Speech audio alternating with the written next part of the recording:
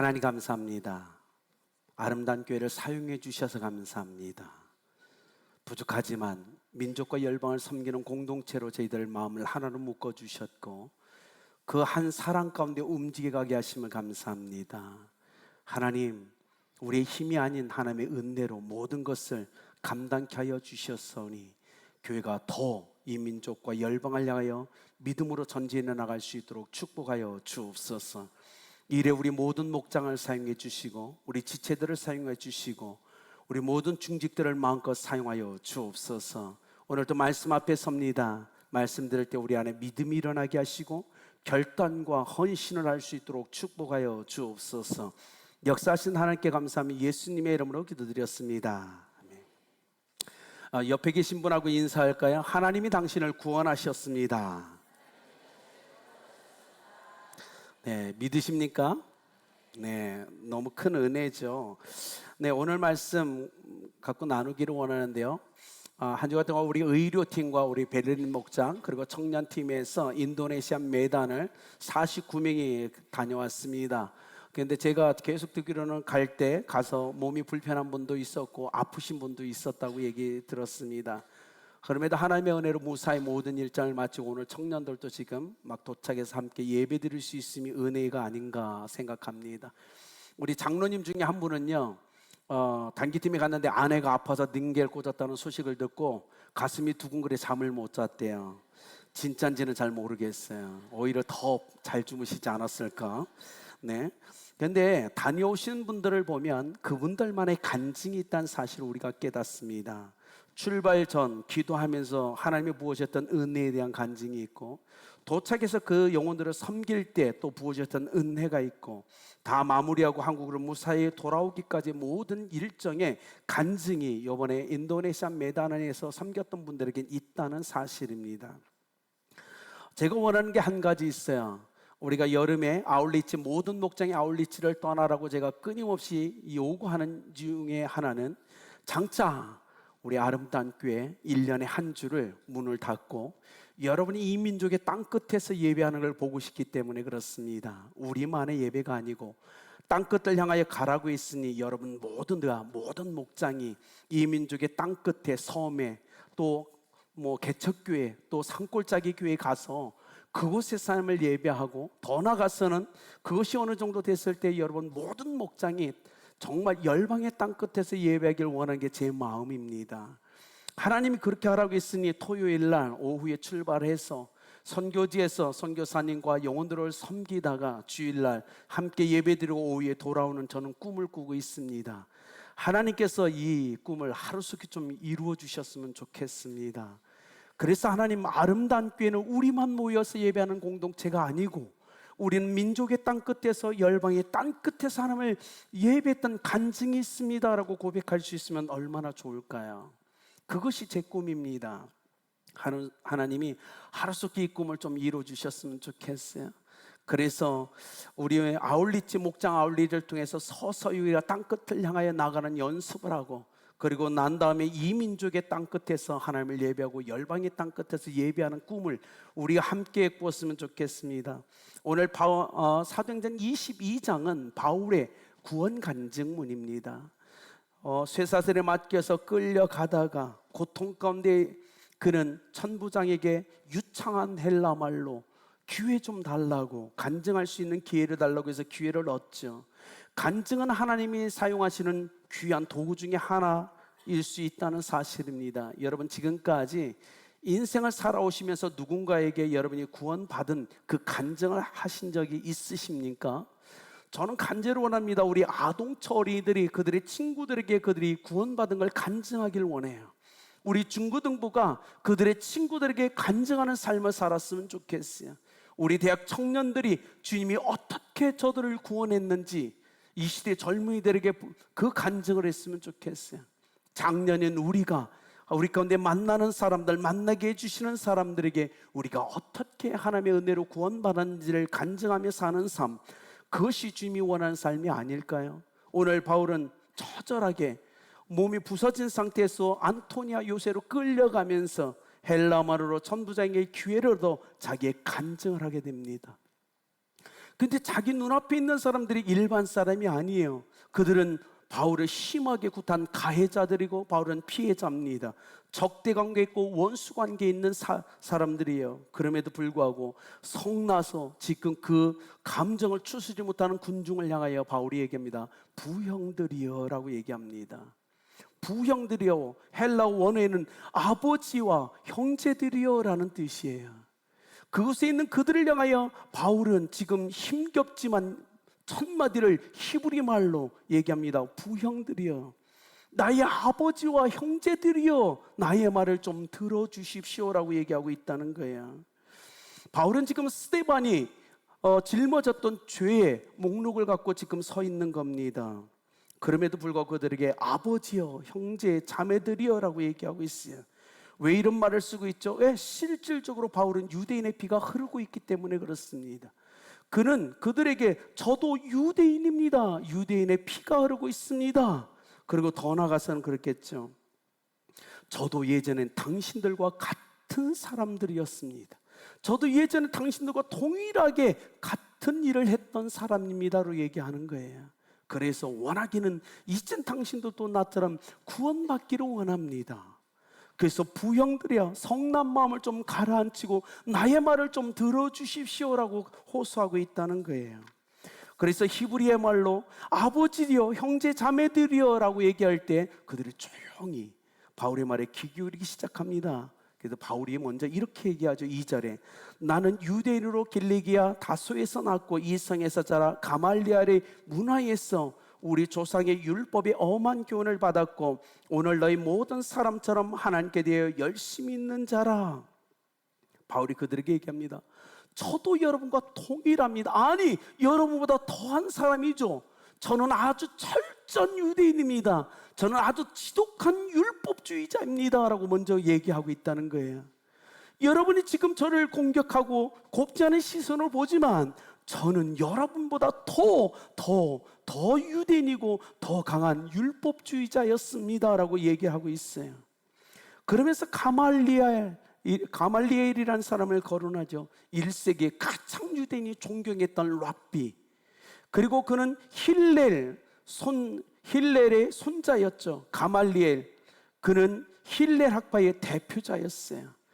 그 당시 이스라엘에 많은 랍비들이 있었어요. 랍비들 중에서 이스라엘 백성이 존경하는 7명의 사람이 있었습니다. 그들을 강하여 랍반이라고 불렀어요.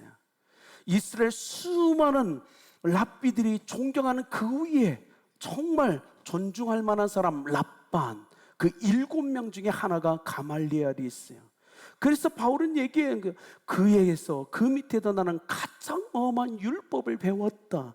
나는 너희들보다, 여러분보다 더 지독한 율법주의자다.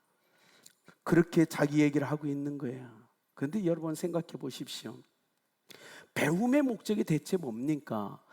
바울이 배우긴 배웠는데 배워서 그가 어떤 삶을 살아갔습니까? 율법을 가지고 배운 자로서 사람들을 판단하고 헤아리고 핍박하고 죽이는 데 앞장섰어요. 배움의 목적은 그것이 아닐 텐데 율법을 배운 바울은 끊임없이 예수 그리스도를 믿는 사람들을 핍박하는 그 삶에 자기의 열정을 불태웁니다. 여러분, 이것이 문제잖아요. 배운 사람 왜 배웁니까? 사람을 살리기 위해서, 사람의 유익을 주기 위해서 배우는 거 아닙니까? 그런데 바울은 율법을 배운 후에 철저하게 누군가를 살리는 삶이 아니라 죽이는 삶을 살아갑니다. 바울은 자기를 바라보는 군중을 향하여 얘기하는 겁니다. 율법을 배운 자들이 지금 하는 일이 무엇입니까? 사람을 살리는 일입니까? 아니요, 저는 철저한 율법주의자였어요. 그렇게 철저하게 엄하게 율법을 배워서 제가 한 일은 사람을 핍박하고 사람을 잡아들이고 고문하고 죽이는 일밖에 하지 않았습니다라고 얘기하고 있는 거예요. 그래서 4절에 얘기합니다. 내가 이 돌을 박해하여 사람들을 죽이기까지 하고 남녀를 결박하여 옥에 넘겼노니. 여러분, 인생을 살면서요, 다른 사람 앞에서 자기의 잘못을 얘기하는 거 쉬운 일이 아닙니다. 그런데 바울은 지금 그들에게 얘기해서 내가 그런 삶을 살았습니다. 내가 얼마나 철저한 유대이고 얼마나 철저한 율법주의자인지 그 율법을 가지고 사람들을 결박하여 옥에 넘기고 죽이기까지 했습니다. 그러니까요, 여러분보다 저는 더 지독한 유대인입니다. 더 지독한 율법주의자입니다라고 얘기하는 거예요. 그래서 저는 여러분을 이해할 수 있습니다. 여러분이 저를 죽이려고 달려드는 것 저는 충분히 이해할 수 있습니다라고 얘기하고 있다는 거예요. 그러면서 자기에게는 그런 삶을 살아가는 나의 인생에 어느 날 빛이 임했습니다.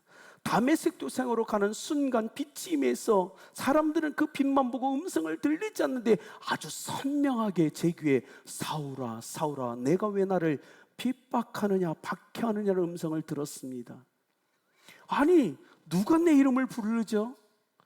사울아 사울아 정확하게 내 이름을 알고 계신 그분, 대체 그가 누구입니까? 그래서 사울이 얘기하죠. 주여 대체 누굽니까? 내 이름을 정확히 알고 있고 나를 부르는 당신은 누구입니까? 그때 예수님이 얘기합니다. 나는 내가 박해하는 나사렛 예수라. 말이 안 되는 거야. 바울은 지금요, 예수는 절대로 구원자가 될 수 없다고 지금 사람들을, 믿는 사람들을 박해하고 있었어요. 그래서 예수 믿는 사람들 끝없이 체포했고 죽이기까지 했죠. 그런데요, 들리는 소리가 나는 네가 핍박하는 박해하는 예수라는 거예요. 말이 안 돼요.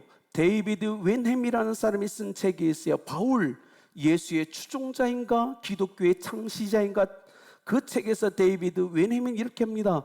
바울은 예수님과 동시대 인물이었다. 맞아요, 동시대 인물이었어요. 그런데 놀랍게 둘이 만난 적은 없다라는 거예요.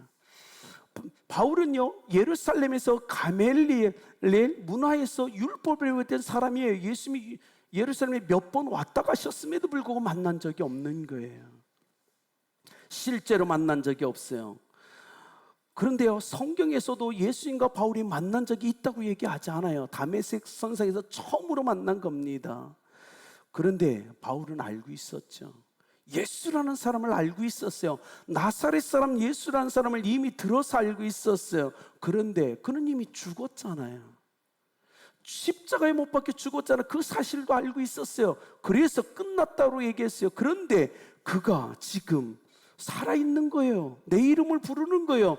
네가 핍박하는 박해하는 예수가 바로 나다라고 얘기하는 거예요. 여러분 어떻게 이해해야 될까요? 그분이 살아계신다는 것 부인할 수 없는 거예요. 선명하게 자기 이름을 부르며 말하는 예수가 죽음으로 끝났다라고 말하기엔 이건 말이 안 되는 거예요. 살아서 자기 이름을 부르며 정확하게 말을 걸으신 예수님 앞에서 그가 디모데전서 1장에서 이렇게 얘기합니다. 주님이 자기를 찾아온 후에 내가 죄인 중에 괴수였노라고 고백해요. 그렇습니다. 교회를 예수 믿는 사람들을 핍박한 그 예수님, 근데 그 예수님이 갑자기 자기를 찾아오신 거예요. 그래서 그 사랑을 깨닫고 디모데전서 1장 16절에 이렇게 얘기합니다. 그러나 내가 긍휼을 입은 까닭은 예수 그리스도께서 내게 먼저 일체 오래 참으심을 보이사 후에 주를 믿어 영생 얻는 자들에게 본이 되게 하려 하심이라. 이게 놀라운 은혜 아닙니까? 예수님 다 보고 계셨다는 거야. 바울이 핍박하고 조롱하고 사람들을 체포하고 죽이는 걸 예수님이 보시면서도 어떻게 하셨다? 오래 참으셨다. 그리고 바울을 끝내 찾아오셔서 사울아 사울아 그를 부르며 그를 구원하신 주님의 목적은 뭐냐? 주를 믿어 영생하는 자들에게 본이 되게 하려 하심이라. 이 시대에 얼마나 많은 사람들이 예수 믿는 사람들을 싫어합니까? 얼마나 많은 사람들이 교회를 손가락질합니까? 그들이 얘기합니다. 미쳤어. 하나님이 어디 있어? 예수님이 어디 있어? 부활이 어딨냐고? 천국과 지옥이 어디 있어? 어떻게 예수님이라는 사람이 우리를 구원할 수 있어? 소설 쓰지 마. 다 거짓말이야. 수많은 사람들이 지금도 이 삶을 살아가죠. 그런데 바울이 뭐라고 하는지 아세요? 하나님은 오래 참으시고 계시다. 그들이 구원받기를 원하시고 계시다고 얘기하고 있다는 거예요. 내게 오래 참으신 그 주님이 21세기에도 교회를, 예수님을 부인하며 천국 과정이 없다고 외치고 손가락질을 하는 그 사람들을 하나님은 기다리고 오래 참고 계시다. 그리고 그들을 구원하실 거라고 바울은 얘기하고 있다는 겁니다. 바울이 어떻게 가만히 있을 수 있겠어요? 예수는 죽음으로 끝났다고 알고 있었는데 천국은 없다라고. 그런데 그가 예수님을 만나자마자 삶이 바뀝니다. 하나님의 크신 그 사랑과 은혜 앞에 그가 완전히 무너지죠. 그래서 디모데전서 1장 13절에 14절에서 이렇게 고백합니다. 내가 전에는 회방자여 핍박자여 포행자였으나 도리어 긍휼함을 입은 것은 내가 믿지 아니할 때 알지 못하고 행하였습니다. 여러분 생각해 보세요. 지금 천국이 없다라고 하는 사람들이 정말 천국이 있다는 걸 알게 되면 그런 말을 할 수 있을까요? 예수님이 죽으시고 부활하신 사실을 정말 안다면 그렇게 할 수 있을까요? 아닙니다. 모르기 때문입니다. 본인들은 안다고 알지만 몰라요. 천국과 지옥이 있는 걸 몰라요. 하나님이 살아계신 것도 모릅니다. 예수 그리스도께서 우리를 위해 이 땅에 오셔서 죽으시고 부활하신 걸 몰라요. 모르는데 안다고 얘기해요. 그래서 바울은 가슴이 아픈 거예요. 바울이 얘기합니다. 내가 믿지 아니할 때에 알지 못하고 행하였다. 지금 이 시대에도 그런 사람이 넘쳐난다는 거예요. 저는 간절히 원합니다. 아름답게 모든 성도님들이 여러분이 구원받은 그 은혜를 누군가에게 간증하며 인생을 살아가시길 예수님의 이름으로 축복합니다. 왜냐하면 하나님이 살아계시거든요. 천국과 지옥은 있습니다. 여러분, 영원한 생명이 존재하고 부활은 있다고요. 그러니 우리가 구원받은 이 사실을 누군가에게 들려주어야 됩니다. 결론적으로 이겁니다. 한 부부가 있었어요. 열심히 돈을 벌어 부자가 되어 잘 살고 싶었어요. 그리스에서 살다가 독일로 그들이 이민 갔어요. 독일에서 큰 가게를 차렸어요. 열심히 일했어요. 돈도 좀 벌었어요. 그런데 건강에 문제가 생겼어요. 그러면서 서서히 아내와 남편의 관계가 안 좋아졌어요. 가정에 위기가 오고 자녀들은 불안한 그 가정 안에서 함께 생활해야만 됐어요. 그런데요, 어느 날 가게에 시커먼 사람이 한 명 들어옵니다. 아프리카 가나 출신의 한 흑인 청년이 가게를 들어오는 거예요. 그 당시만 해도요, 이 흑인들이 독일 안에서 이 훔치는 걸 너무 많이 하는 거예요. 그래서 불안했어요. 빨리 저 아프리카 가나 청년을 내보내야 되겠다고 생각을 했어요. 그리고 그에게 나갔어요. 내쫓으려고. 그런데 그 가나 청년이 아주 겸손하고 친절한 말로 이렇게 얘기합니다. 당신은 예수님을 아십니까? 예수님이 당신을 위해서 하신 일을 알고 계십니까? 깜짝 놀랐어요. 그리고 가게 안에서 그와 함께 3시간의 이야기를 주고받았다고 합니다. 인생에서 나를 위해 이 땅에 오시고 죽으시고 부활하신 분이 구세주가 계시다는 사실을 그는 처음 들었다고 얘기해요. 나를 사랑하사 내 모든 죄를 담당하시려고 십자가에 죽으신 분이 계시구나. 그의 마음이 요동치기 시작했어요. 가게 문을 닫고 집으로 가는 도중 그 안에서 이런 소리가 터져나왔어요. 주님, 나를 좀 구원해 주십시오. 내 삶의 무게를 내가 짊어질 수 없고 견딜 수 없습니다. 제발 저를 좀 오셔서 구원해 주십시오. 근데 집에 도착했는데 마음이 너무 평안한 거예요. 그래서 아내에게 오늘 있었던 일을 얘기해 줬어요. 그리고 아내에게 미안하다고 용서를 구했어요. 아내가 남편을 용서합니다. 그리고 아내가 자신도 예수님을 믿겠다라고 고백합니다. 그 부부가 이렇게 얘기합니다. 독일에 사는 자신들을 구원하기 위해서 아프리카 가나에서 2,500km를 넘는 그 거리를 그 가나 청년을 보내주신 주님을 찬양합니다. 우리가 무엇이간데 2,500km를 넘는 그 거리를 가나에 가난한 한 청년을 보내서 우리에게 복음을 듣게 했고 우리를 구원하신 하나님을 찬양합니다. 여러분, 하나님이 여러분을 얼마나 사랑하시는지 아십니까? 그렇다면 우리를 구원하신 하나님을 온 마음을 다해 찬양하며 감사하며 누군가에게 나를 구원하신 그 은혜를 전해야 되지 않을까요? 신앙은 때로는 증명돼야 됩니다. 여러분이 예수님을 믿는 걸 증명해내셔야 돼요. 그러나 더 중요한 건 증명보다는 고백과 간증을 통하여 복음을 다른 사람에게 전해주는 삶이 더 중요하다는 사실을 기억하셔야 됩니다. 우리를 사랑하사 이 땅에 독생자 예수 그리스도를 보내신 아버지 하나님, 그리고 이 땅에 오셔서 우리의 죄와 허물과 약함과 질고를 짊어지고 십자가에서 죽으시고 부활하신 예수 그리스도, 그리고 오늘 또 변함없이 내 안에서 나의 삶을 인도하시며 중보하신 성령의 거룩한 역사를 누군가에게 우리가 간증해야 되지 않을까요? 여러분, 이 시간 여러분 결단하셨으면 좋겠어요. 하나님, 나의 남은 인생에 한 번이라도 좋으니 나의 이 구원을 간증할 수 있도록 은혜 달라고. 하나님, 전도의 문을 한 번만이라도 열어달라고. 그래서 하나님의 은혜로 구원받은 나의 간증을 이 땅을 떠나기 전에 누군가에게 한번 들려줄 수 있도록 은혜 달라고 결단하면 어떨까요? 여러분, 그 삶을 통해서 하나님을 영화롭게 하는 여러분 되길 예수 그리스도의 이름으로 축복합니다.